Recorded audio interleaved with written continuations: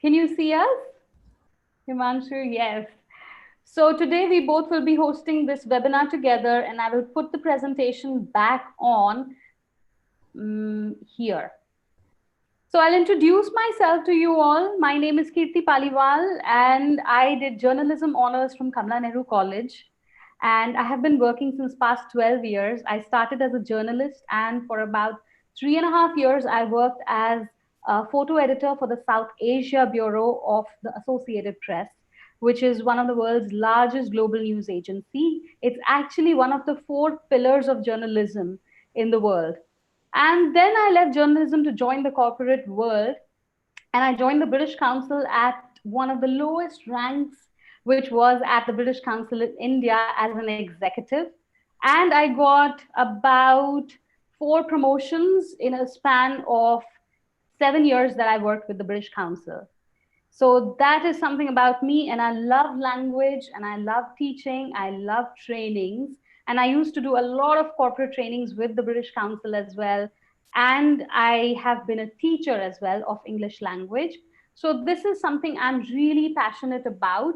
And to take my passion forward, and as the wave is going on in our country these days, last month I left the foreign company that I was working in, and with the vocal for local and supporting that, I joined my sister in her project.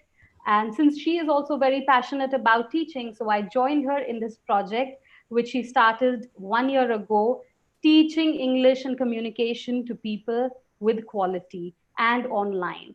So she has been doing this since past 1 year, teaching online, and she's really experienced in it. And we have a lot of teachers who are associated with us. But today it's all about language and communication for engineers. That is why we have an expert engineer with us, Himanshu Taryal, who's just like all of you.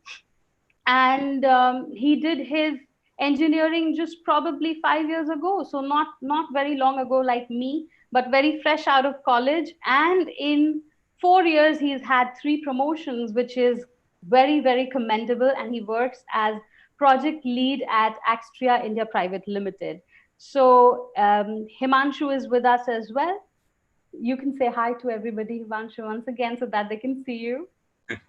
Hi everyone, All Himanshu. right. So going along, we wanted to tell you some of the housekeeping that we should always take care of it. We are in webinars where we have a lot of participants. Please, if you have any questions, do not unmute yourself because it distracts a lot of people. There's a lot of background noise that comes.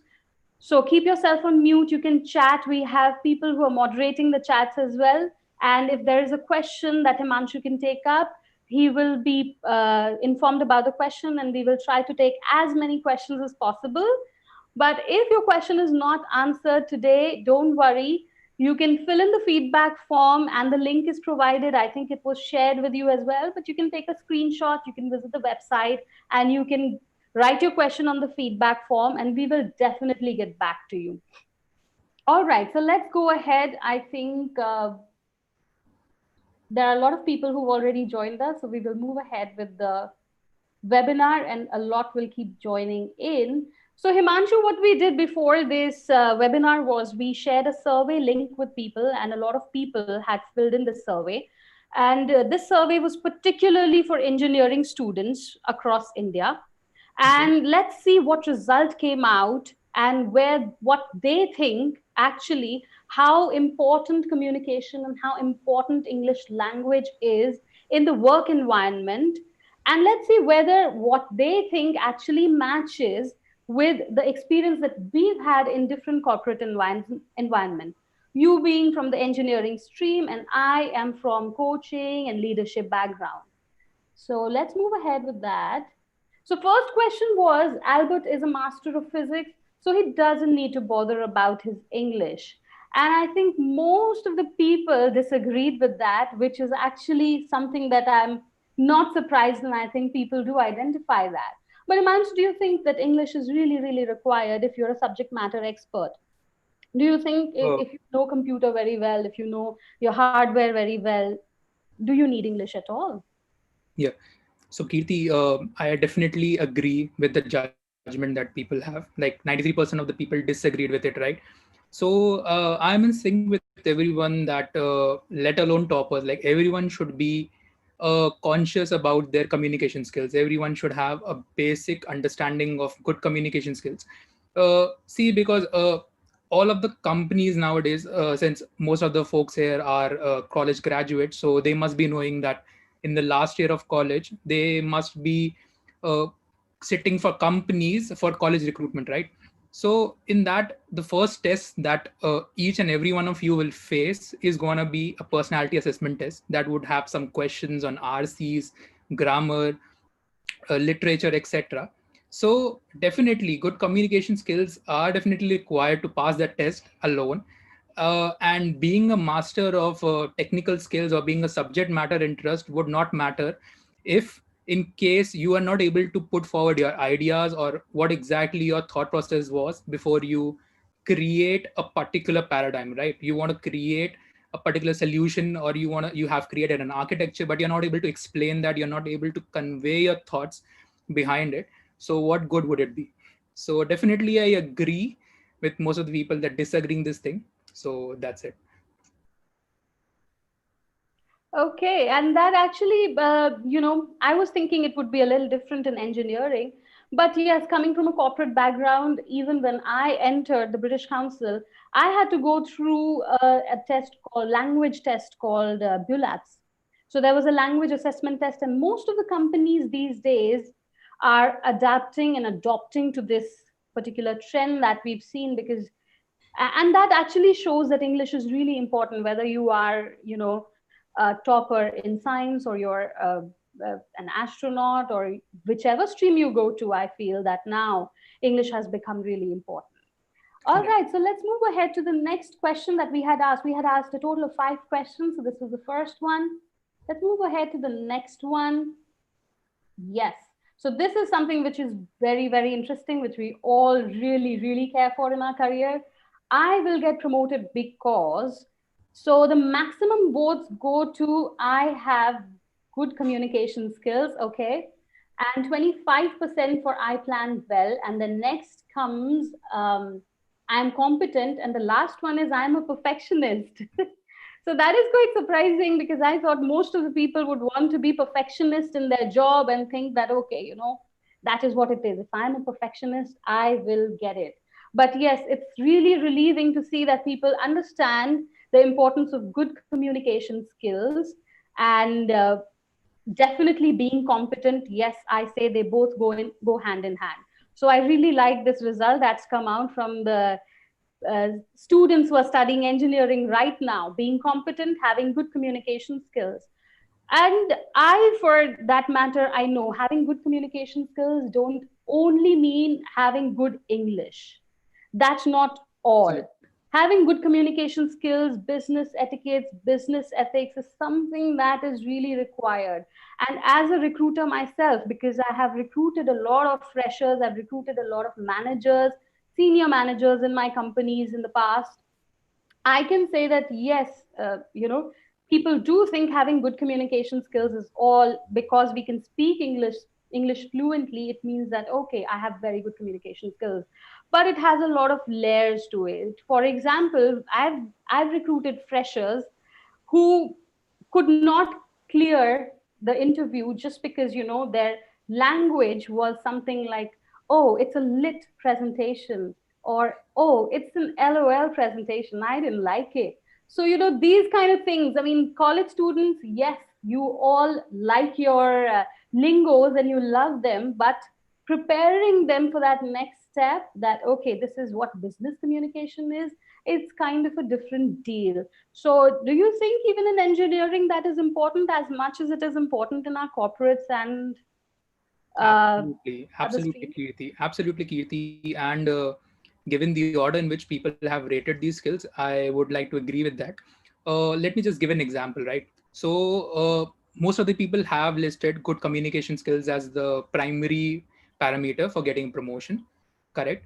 The second point is I plan well. Definitely, I agree with that as well. Next comes I'm competent and I'm perfectionist. having a good mix of all those functionalities definitely is going to help you in the long run. I'll state why. First of all, if you plan well, if you have a strategy in mind, how exactly are you going to do it, how things are going to pan out, which person is going to do which task, how you're going to plan it out, uh, what will be the order of execution. So planning is definitely required. Perfectionist involves making as least errors as possible, because see, if you own a particular thing, if you own a particular product, if you own a particular task, your first aim is to make it as errorless as possible. So being a perfectionist doesn't mean that you are not allowed to make mistakes. You are allowed to plan it well so that the errors that you make should be as less as possible. Correct? I am competent. Definitely having a positive attitude is going to help you in the long run, because if you believe in yourself, then only you think that the task that you have in hand is going to complete it. Otherwise, you just keep on procrastinating each and every day. Okay, let's pick it tomorrow. I have 2 days in hand. I can maybe pull an all nighter. But sometimes things don't work out that way, right?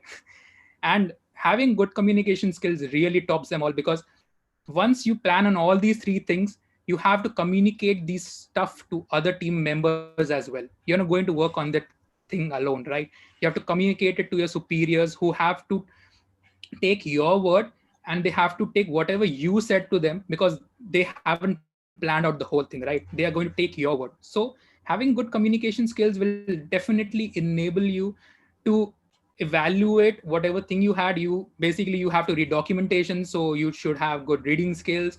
You should be able to understand that. You should have good comprehension skills. So definitely a mix of all the four things are required. But yes, the red factor, the 35% factor, is the main thing. Yes, definitely. And especially when you want promotion and you want to become a manager or a senior manager, move up the ladder, I think communication skills is something which covers everything: your negotiation skills or your presentation skills, how you communicate tasks, how you write emails, how you talk on the phone. At a leadership level, all of that matters. As a fresher, you enter, and if you want to remain a fresher for 4 years and not get into a leadership role, then probably, I'm not sure, probably it works.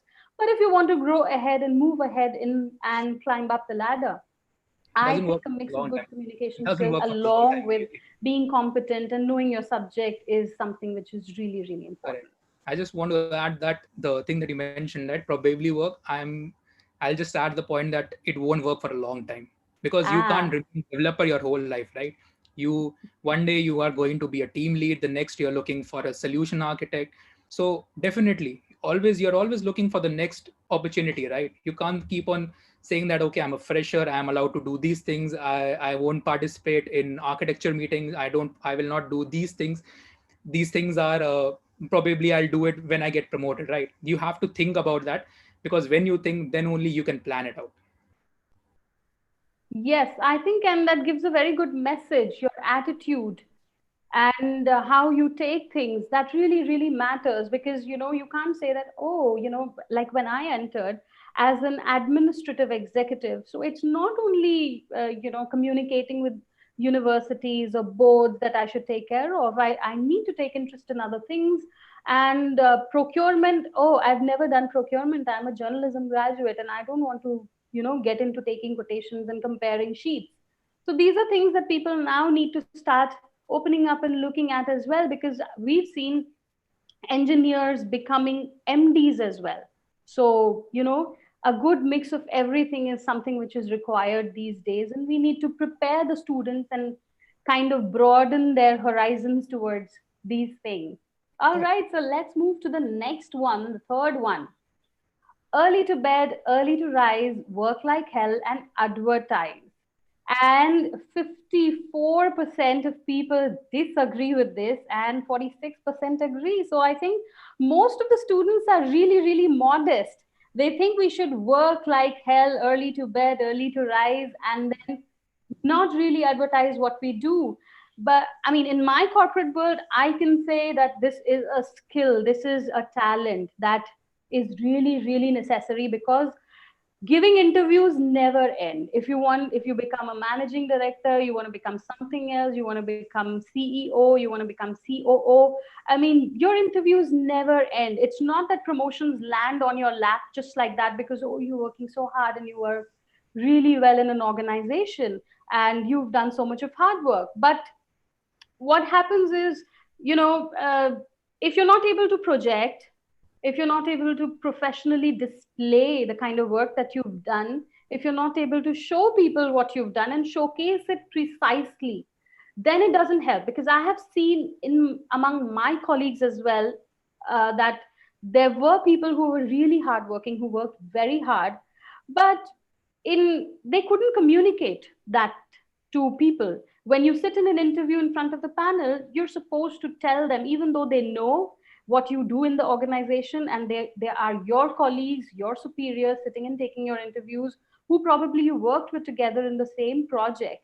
But if you're not able to showcase it yourself, how will you represent your company among 50 other companies and showcase what your company does? So these are the skills that actually leaders look for. Because if I'm hiring someone and I'm promoting someone, I want to see that after 5 years, this person should move ahead to this other role. Will he be able to sustain at this level and grow further? That is something that every leader looks for in an employee these days. And I think advertise is the correct word and the apt word. We need to advertise what we do correctly. And for that, again, you need good communication skills. And it's really important that, and I have seen it myself, that people, they, if they can convey something in one sentence, instead of that precise, accurate one sentence, they use 10, 20 sentences and they keep repeating the same thing, going around the bushes. And that's something that wastes a lot of time. And the higher you go, you don't have time. Time is money. That's Right. also one saying, time is money. Nobody wants to listen so much, and people they don't pay so much attention when your message is lost. So it is a loss. What do you think? Is it the same in engineering? Okay. So I just like to start by giving an example. Most of you know Steve Jobs, right? And some of you might know Steve Wozniak as well. So do you know the basic difference between those two? Okay. So I'll just explain. Both of them started Apple, correct? Steve Jobs basically is known as the father of Apple, right? Steve Jobs, Wozniak, some of the people who really are passionate about coding probably don't, they may know that. But if you ask a layman person who Steve Jobs is, they will, the first question that is going to come in their mind is Apple. So this is what basically advertising your work, how exactly are you going to project your work works. See, nobody is asking you not to work hard. You definitely need to work hard to succeed to the next level.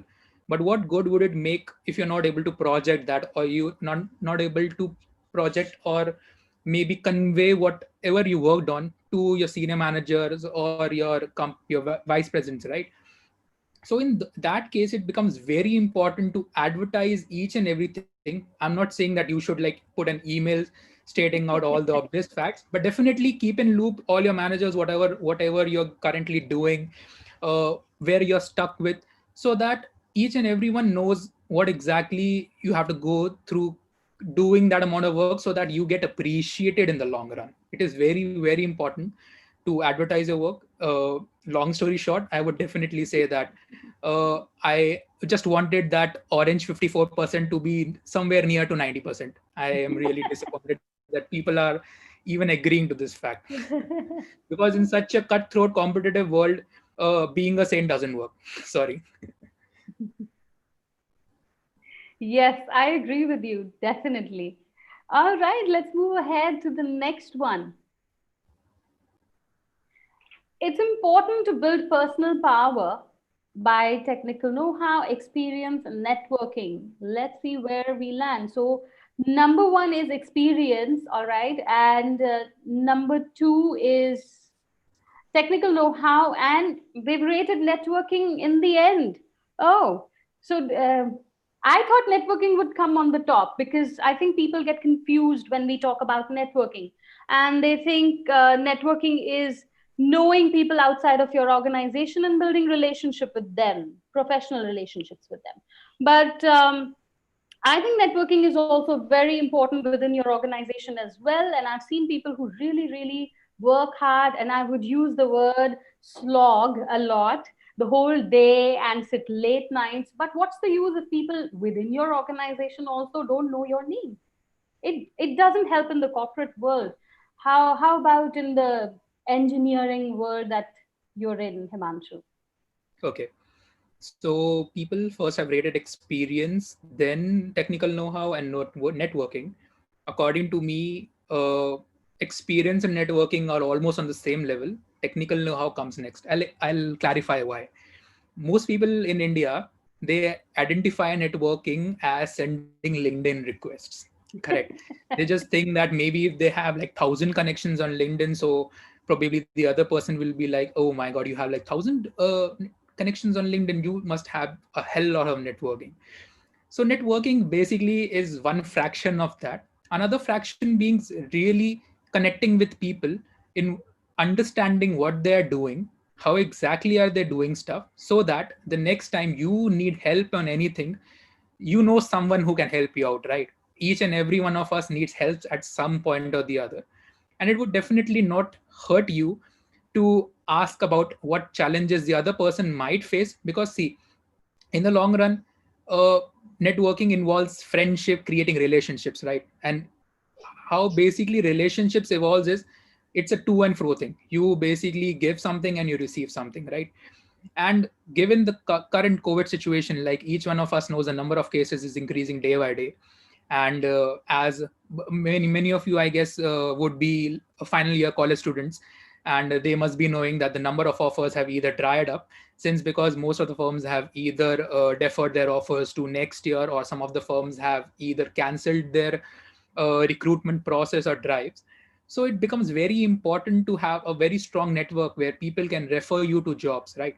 So for example, not even applicable to final year students, like for a person like me, I am currently working in Axtra for 4 years, and the next year I decide that, okay, it's going to 5 years. I just want something new. I just want to work on something exciting. Maybe my work at Axtra has become stagnant. So definitely you need a mix of people who can refer you to better opportunities, right?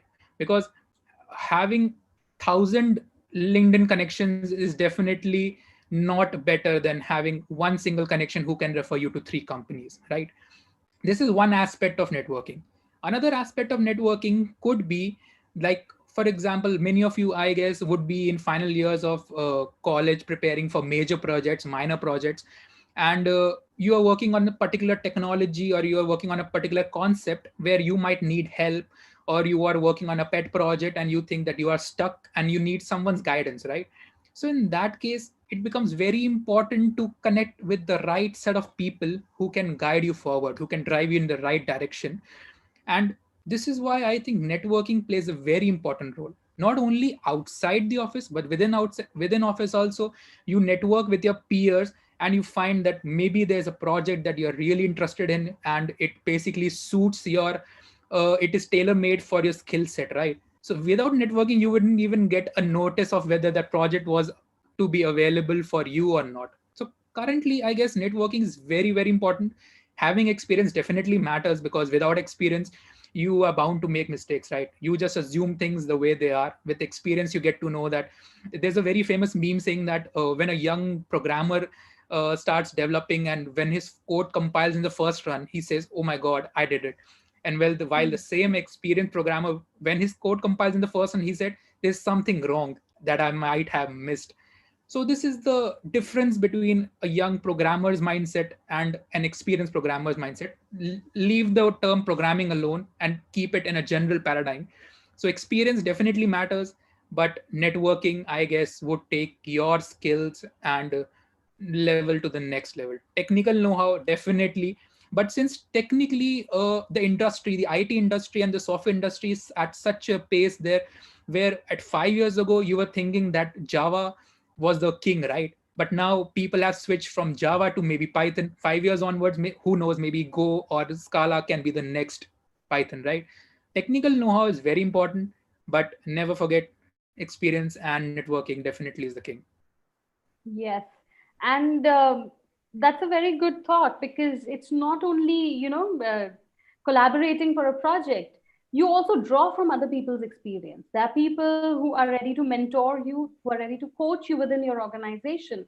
And unless you develop that kind of relationship with people, show that kind of curiosity, and build relationships with people, nobody is going to come up to you and say, oh, I think you are really good at this, or I think you need help in this. Let me help you out and let me coach you and mentor you.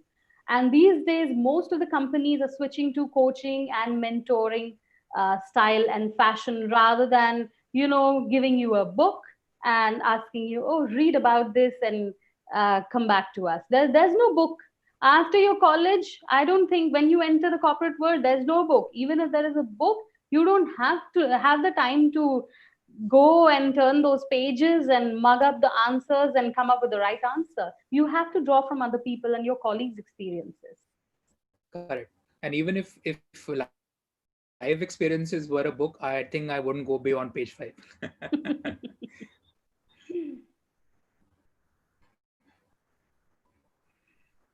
All right, Himanshu, there's an interesting question for you. Maybe we can take it right away if you like. Yeah. Someone has asked difference between a programmer and a developer. The same difference between someone who knows how to debug and who knows how things are debugged. You can be a good programmer, but in order to be a good developer, you need to have very good understanding of how the things work, how architecturally you are strong, how to debug that particular situation. So that is what there is one minor difference between being a programmer and a developer. But yeah, good debugging skills. You should have good debugging skills. All right. So, Bhushan, I think that answers your question. All And right. even So, and even if I didn't answer your questions, I guess Stack Overflow should be the best course. I think being a developer, if you want to understand the basic difference between being a programmer and being a developer, just Google difference between programmer and developer, then give a space, Stack Overflow. I guess you hmm, must be referring that for your question. all right. That's a pro tip. Okay. Let's move ahead. And yes. So this is my favorite one. Rank in order of the traits you would like in your first boss. And there are people, this is the rank that we've received from people. They think creating breakthrough innovations as one, second, presentation to persuade and motivate, third is winning negotiations that preserve relationships, and fourth is taking control of own time. And I am a little bit surprised why taking control of own time in the end, because as per me that comes as really really important. Probably, you know uh, it's people who have experience and they've worked for longer number of years, they would rate this on top, because you can work very well if you know how to delegate work to people. If you are a manager, you should know how to delegate work to your team, and that is what means by taking control of own time. Instead of doing everything yourself, you need to delegate tasks to your team. That ways you grow as well as your team members grow. So what do you think, Imanshu? How does it work in your engineering departments? And also a follow-up question, what kind of a boss are you? Okay, so being a boss, generally I'm a very calm kind of a person. I like to listen to people's opinion before forming one. uh, Being a boss doesn't mean like bossing around people. So there's one, I guess, a negative connotation that people have around the word boss, right? People think that being a boss being someone who is bad, in layman language, right? Who oppresses you. I don't think so. A boss or leader can be anyone who can inspire you to do things that most probably you couldn't have. He inspires you, he persuades you, he analyzes things with you, he pushes you to do the best you could. And uh, being a boss, I'm looking forward to being a boss in the years to come. So yeah, And I think I'll be a cool boss because given the COVID situation, like everyone is working from home, so I just think that if the situation persists, then I would be the first to go for remote working. That's one thing that I had in mind. But jokes apart, being a boss definitely doesn't have a negative connotations. You can even have a boss within your friends, someone who cares about the team at last, whose interest basically overwhelms his own interest. You should have a person who thinks about the team, who is a team player, who puts his interest over, who puts the team's interest over his. So definitely, I would definitely try to be a cool boss. All right, can't And agree more with you. And correct. what about the sequence? Do you agree Okay. with the sequence? Do you think this is good, or would you have changed something? Uh, okay. So I'll share a very funny story, right? When I read those four options like 10 seconds back, so once funny story came to my mind when I was just a fresher, right? The first point, creating breakthrough innovation, I thought that this is the most important point. The rest of the point do not matter. Correct. Then the next year, then after completing 1 year, I thought that maybe the third point, the winning negotiation points, also matters because there are some situations where you need to negotiate with people. Correct. Then currently, I'm totally aligned with what options that the people have chosen. The first three options, definitely that order is correct. Taking control of our own time definitely should be the zeroth option. If computer science programmers and can understand, since array starts from the zeroth index, so taking control of your own time is important because once you are a manager, right, you are not responsible for each and every person's task, right? You have a team of 100 people, and you are not going to supervise each and everyone's action, right? You're not going to supervise, okay, this person's doing things, developing task A, he is developing story B, he's developing story C. You need a set of folks who you can delegate work, who you can trust to get the work done. So mentoring those 10 kids to think alike like you, so that you can most probably focus on stuff that you can work on, definitely that takes a better priority on creating breakthrough innovations. See, breakthrough innovations doesn't happen in a day. It takes a lot of effort. It's the entire team's effort. But yeah, a manager should have the time and the flexibility to think about stuff, about the projects, about the customers, rather than thinking why isn't ABC doing task A, why isn't DEF doing task B. So taking control of your own time is important because, see, a manager should not worry about stuff that the lower, okay, if there is an emergency sort of situation where, yeah, there is some issue with the team is not happy, the team is feeling pressurized, then yeah, the presentation to persuade people to work, keep on working, motivate them in order to achieve the team's goal, working as a team, maybe put in late hours, sometimes giving the people some rest. So yeah, presentation to persuade also matters. Winning negotiations, definitely during appraisal time, managers have the best use of this third point, winning negotiations, because they have to negotiate with their employees as to what salary they want, and why they deserve a particular raise, as well as in certain situations where it becomes very, it is an impossible task to, like, have a win-win situation for both the parties. So there they negotiate terms so that both the parties benefit from it, right? So all the points definitely are some traits that I would like to follow when I would be a boss, being a manager, being good manager. But yeah, definitely taking control of our own time should, even if you think that it is should not be the first point, I think it should be ranked second, not lower than that. All right, yes. And we have some questions pouring in from people, and there's um, S. Kavipriya. She asked how to improve school kids' communication skills. So I would say, Kavipriya, that it's all about the environment that you give to your students and the rules that we impose on the students. I think first the teachers should impose those rules on themselves, and we should give the students that kind of an environment. Nobody teaches us how to talk in our mother tongue. Our parents didn't teach us Hindi grammar when we first started speaking. Our parents didn't ask us to make notes, and they didn't impose those restrictions that you have to speak in Hindi in the house. So I'm talking about myself because my first language is Hindi. So say and maybe in a Bengali household, the first language would be Bengali. So it's just like that. When you create that kind of an environment for a child, and the child grows up in that kind of an environment, that has a long lasting impact. So when teachers say that, okay, it's strict rule that everybody should speak in Hindi, then the teachers should first start speaking in English. Teachers should first start speaking in English with their students, be it Sanskrit teacher, Hindi teacher, arts teacher, dance teacher. They all should create that kind of an environment where children are able to communicate with each other in English, and that's when the fluency develops. And this, we are just speaking out of experience because we've seen this.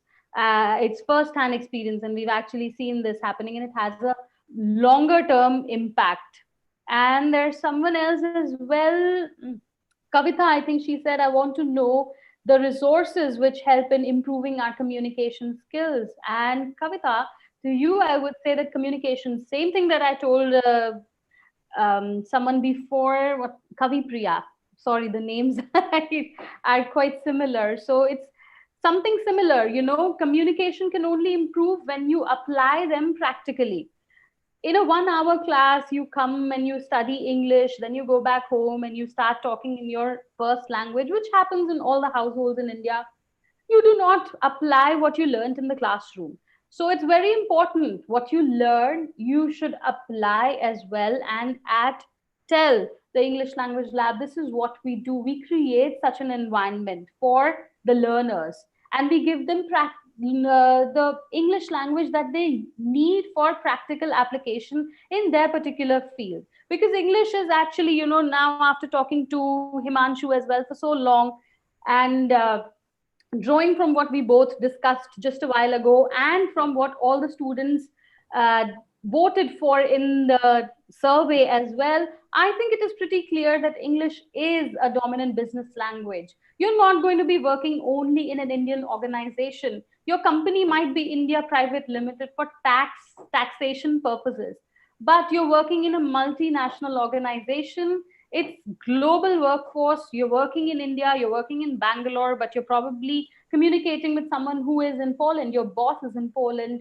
You're working in uh, Kolkata, and your boss could be in France. So it's not only the boss, it's also with the peers that you communicate, and you use English as the business language, and English is the business language of India as well. And Correct. whatever trainings that you receive in the future after you land your first job, you need to prepare yourself so that you're able to grasp those trainings and efficiently understand and apply what you learn in the trainings, because everything is going to be in English. So fluency, understanding, and fluency doesn't only mean I have very good vocabulary. No, that doesn't mean, or I speak in very good accent. No, that doesn't mean that you are very fluent in English. What you need is a neutral accent, and that's what every corporate these days is putting emphasis on. And it's not only for the call centers. So people have this misconception that, oh, accent training is only for call center employees. No, it's equally important for every employee, be it journalism, engineering, doctors, or any field you go to. You need accent neutralization, because people you're talking to should be able to understand your accent as well. Because say whatever, India has a lot of local languages, many local languages, and we have very, very heavy mother tongue influence. We call it language one. So we have a heavy mother tongue influence in some regions of India, and that is what makes it difficult for the other person to understand as well. And if you're not able to communicate, just a while ago what we were talking about, negotiation, presentation, all of it involves a lot of communication. And if people are not able to understand you, it becomes kind of, it becomes like a setback. And people actually get a little frustrated as well, that, oh my God, I'm working with this guy. He's really amazing, but I don't understand what he says at all. Sometimes that is what kind of puts you at a back foot. Correct. And yes, it is a language of global workforce. We all agree. And like I mentioned as well, I have been through, Himanshu has been through, and everybody goes through a language test before you apply for any role anywhere in any corporate these days. So that Can is something that has come into trend in India as well. Yes, Himanshu, you can I can add go. something? I can add something. I had a look at the questions, so just quickly I'll summarize if I could. So maybe Yes. Kirti gave a very detailed answer. So one person asked, uh, how to improve pronunciation. See, pronunciation matters when your English is almost like on the level of Shashi Tharoor. First of all, you shouldn't be concerned about how to pronounce things. Okay, if you're saying schedule or schedule, definitely one would tell you, okay, it's not schedule, it's schedule, right? So this is how you learn. First of all, just understand and improvise on your skills. Then probably you can pick up other nuances of the languages like pronunciations and all that stuff. Just start from the basic level first, and then keep on working on that till you achieve that level. Pronunciations is maybe on the second or the third level, uh, but I guess first have a basic understanding, right? Another Yes. question was, uh, how to avoid okay or fine words while presenting presentations. So this is, I guess, Kirti, you will have to answer that. Another Yes. one more point that what one I don't remember the question, but someone asked what should be the starting point. I would definitely say read, read, and more read. The more you read, the more thoughts you have, the more acquainted you get with the language, how exactly words are sentenced. See, even if I teach you the 10 rules of sentence construction, sentence correction, still, if you're not able to formulate that in your head, nothing, I'm pretty sure at the end of the day, it is you and you yourself that has to read, read, and more read, apply those things in principle in real life situations. Just think, okay, I read that, maybe I could use it in this context, right? So this is where maybe coaching, or you can say probably self-help, if you're interested, both ways. This is how you're going to start. This is something that you can start, because see, even if you listen, yeah, either you read, or either you start watching movies, or you start analyzing how exactly people speak. So these are 2 points where you can start your journey of exploring English as a global language. Correct. Yes. And a very interesting question. I would build on it because there are people who've connected with us on YouTube as well. And there's someone called Pavan Yadav who asked us how to build confidence while speaking English when a person comes from background where English isn't much spoken. All right, Pavan, that's a very good question. And I think Himanshu touched on it as well. You need to watch a lot of English movies, a lot of English news, and good channels, BBC, and sing English songs if you like music. You can Just learn through think that English you're songs talking as to well. You can just think that speak you're in front talking of to the a friend. mirror, record your answers on the phone, and listen to it and correct it yourself because sometimes we know the grammar rules, but we make mistakes while we are speaking and we are not clear. So this really helps, and you should try to watch interesting English series, and that develops your language fluency as well. And what I was trying to tell you earlier as well, the accent. So you start understanding different accents as well because those are the kind of people you will be working with. All right. So now we talked a lot about English. Let's move ahead. It's not only English. English is just a fraction, a small part of it. We have typical skills also that people should focus on when they're looking at their first jobs and when they enter the job market after their recruitment. So you need to, even if you are specializing in becoming a doctor or nurse or engineer or any other stream you go to, you need to know business English for socializing. And I think I did mention it a while ago. Your boss present a very good presentation and you stand up and you say, oh dude, that was a lit presentation. That doesn't work. You need to know business English for socializing. You need to uh, know how to conduct meetings. You need to know how to give interviews because, again, negotiation skills that we're talking about. These are not only negotiating with vendors and getting a good deal for your company. That's not what it is. Negotiation is when you apply for your first job and you sit for the interview and you have to negotiate for your salary. Why settle for less when you can ask for more?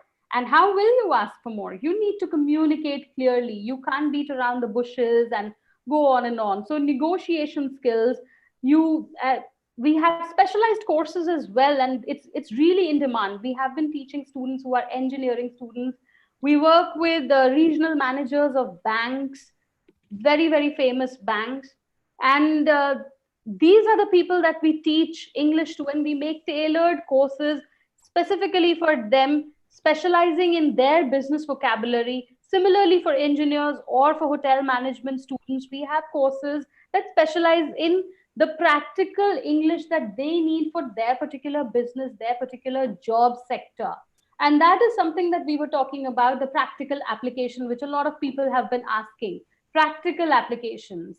So you don't need to, know fancy words to be able to communicate efficiently. You need to know what are the words, what is the vocabulary, what is specifically that you would be using in your particular stream or subject that you are entering, or your job stream that you're entering. Discussing business concepts. Of course, if you're in the board of directors or if you're invited to those meetings, you need to know key business concepts as well. You cannot just say that, okay, I'm a developer, I need to know my coding. I hope that that's the right term I'm using, because I'm not from that field. So you can't just kind of say that, oh, I just need to know my coding and I need to know my job, and like, I will just concentrate like this on what I need to do, and I forget about the communication part. That's not going to take you anywhere higher than where you start. And you don't want to stop at where you started in your organization. Definitely, when you enter the organization, you see your friends grow, you see your peers grow, there's a lot of competition. You also want to grow, and your own aspirations are all attached to your job. Unfortunately, we want to travel, we want to do so many things. Everything is attached to where we climb up in our job, and it has become rather difficult these days. It's a lot of competition. So if you have, say for example, uh, what do you call, the freshers job kind of thing. Himanshu would know more about it, where the companies come and they do mass recruitment. So when you have these kind of events in your college, 4,000, 5,000 students are selected in a go. But out of those 4,000, 5,000 students who would be selected in 2019 by a particular MNC, how many of them would become director or managers or team leaders in 2, 3 years, 5 years, 10 years down the line? So you need to think of the future and start developing your skills from now on, because later on, when you enter the competition, sorry, there will be no time and there will be a cutthroat competition. And this is what I thought we should share with you as well, that when you try to enter the job market, you need to prepare yourself for the first job, because that is something that the colleges will not prepare you for.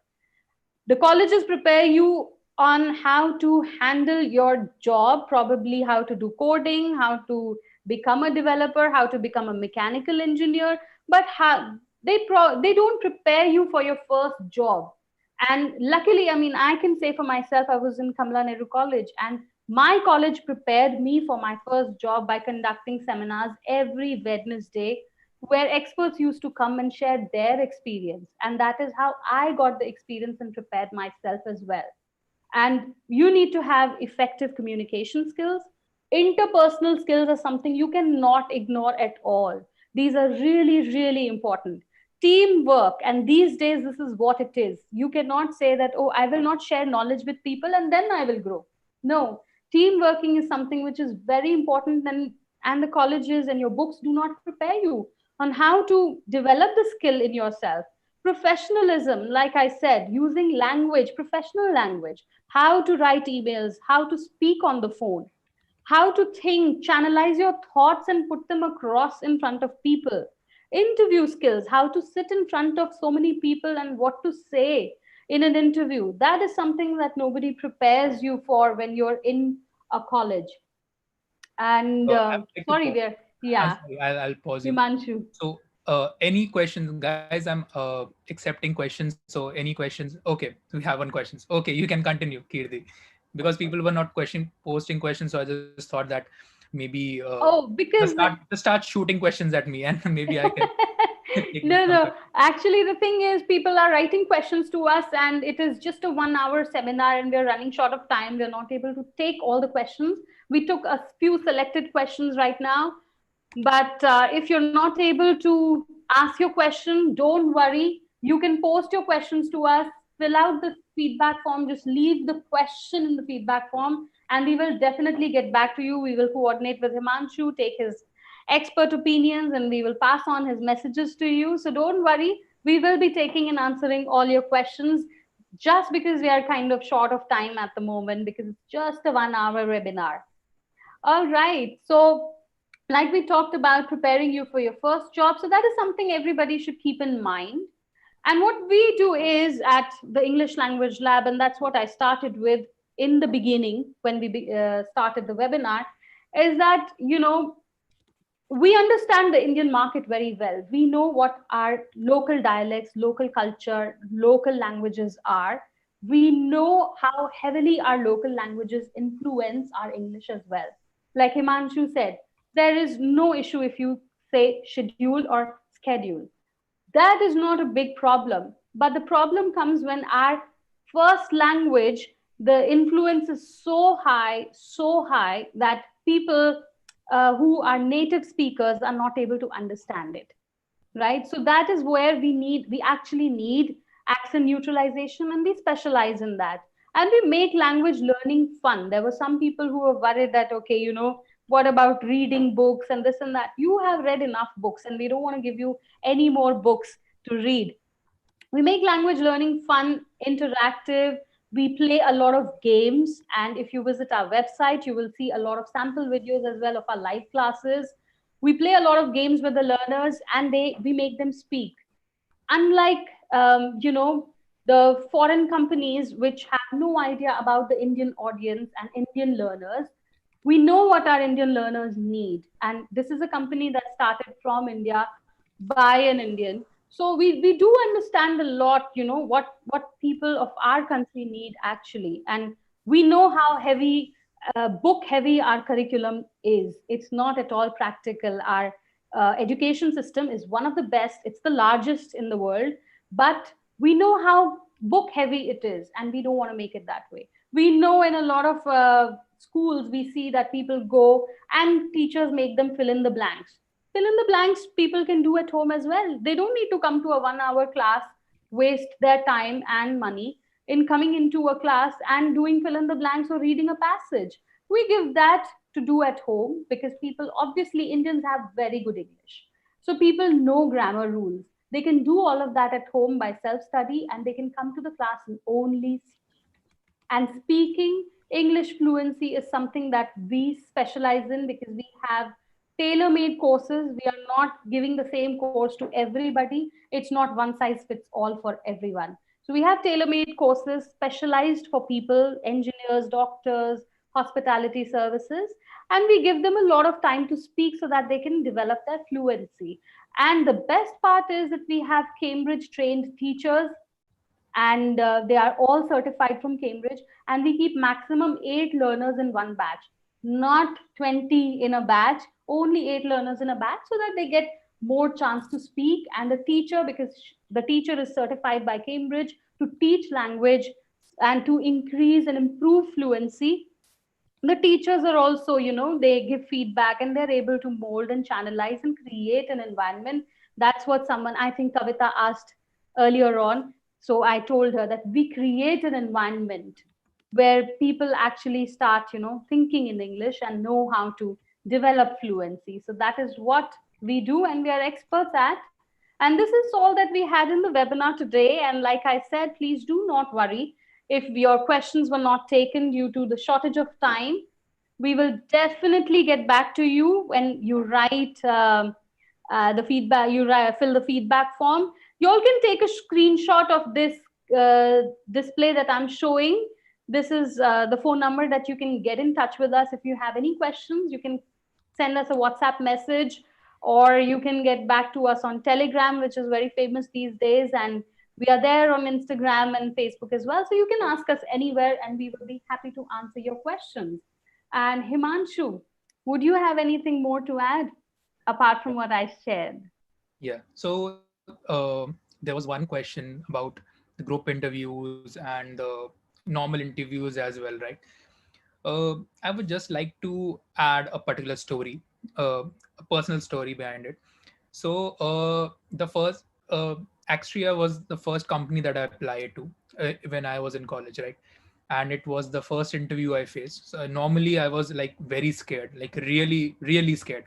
So when the interviewer, so he happens to be in my manager's manager right now. So when he took my interview, right, so I was literally so scared that I was saying garbled words. I even when I when we met, when I joined Extra, right, and we my manager introduced me to him.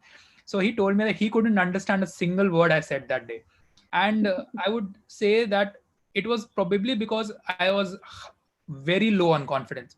See, whenever you attend any interview or a group session or you are presenting something, just remember that all just think that all these people are your friends and you are presenting something to your friends. Because see, friends don't judge, right? So just if you think of group presentations into and please don't be that formal with that, like you are with your friends, definitely just enjoy your interview. Just think that you are having a one-to-one or a one-to-many conversation with different set of people. If you do that, you'll definitely find that 80% of your self doubts that you had, right, it will definitely vanish. You won't have that pressure of performing. And corresponding to what should be said, another question was what could be said. Just make it a point to keep your point forward. Even if you just speak once and that point is relevant, I don't think that you are going to be unnoticed in that group conversation. Because see, in an 1 hour session, even if one person is speaking for half an hour, and everyone knows, right, at the end of the day you will know that okay, he was bullshitting, right? The 30 minutes said things that he said, it didn't make any sense. So just make concise and precise things, and this will definitely happen when you have a command over the language. Once you start speaking, right, so those 10 sentences that Kirti mentioned, right, at one day you would be able to concisely summarize those 10 lines into a 2 line passage or a 2 line summary. Definitely it will take some amount of work. I would not say that see, Rome was not built in a day, right? So definitely it would take some time. But about those interviews, just face them with confidence. uh, See, what the worst could happen, you would not get that job, right? But even if you're taking a lot of pressure and you're not able to perform 100% to your ability, then again the odds are skewed, right? So just do your best, and that's it. Just do your best. Yes. And that's a good point. Speaking precise, speaking with a command, speaking with confidence. And I would again emphasize that you should prepare and go. You should definitely prepare because now the competition is tough. And like Himanshu mentioned a while ago, with COVID 19, so many people losing their jobs. For freshers, it's become even more difficult to actually come and sit in that competition where there are so many other experienced people as well in the same competition.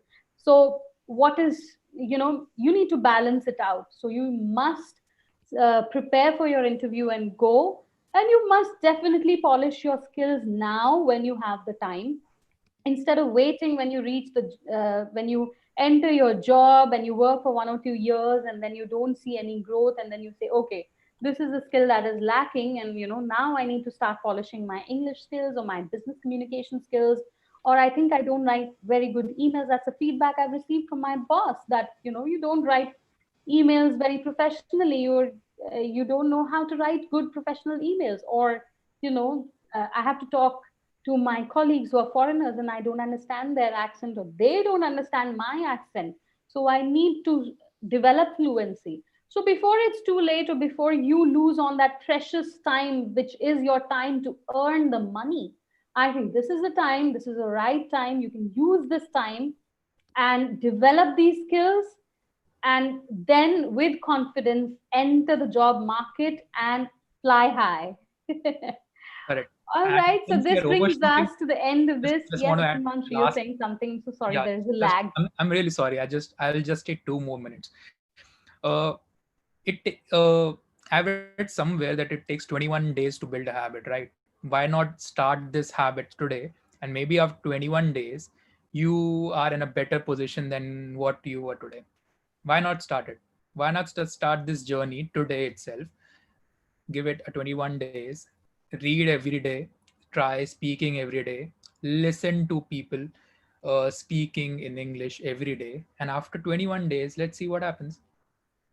I'm definitely sure that even if you start from zero, you'll definitely land up somewhere in the positive range. You cannot be in the Yes. negative range if you put in the effort. Yes, it always take you higher and higher. Correct. You there's no harm. You're not losing anything. You always learn something new. So thank you everybody for uh, giving your time today and attending this webinar. Thank you so much, all of you here in Zoom, as well as a lot of people who've joined in YouTube as well. Thank you, everybody, and we'll take your leave. And I hope to be able to, and I hope you benefited today from this session. And if you want any other kind of session and you have a suggestion that you want something organized specifically in a particular stream, or you want emphasis on something or the other, if you have any suggestions, please share with us. And we would like to continue this kind of association with all of you. And we'd like to continue bringing out such webinars where people can benefit as well. So Absolutely. thanks a lot. And if you have more questions, as email ID, which is projected here on your screen, you can take a photograph, email to us, or write the feedback. We've shared the feedback form link with you Someone as has well. And posted there that. were a lot of people who already filled the feedback form even before the webinar started. So that And also someone has mentioned that. emphasizes when to communicate, how to communicate, the right time to communicate. So all of this is a part and parcel of the package that you need to become when you face the professional world. So Correct. all the best to all of you, and we will end this webinar now and hope to see you again very soon. Thank Sure. you and bye bye. Bye, everyone. Take care.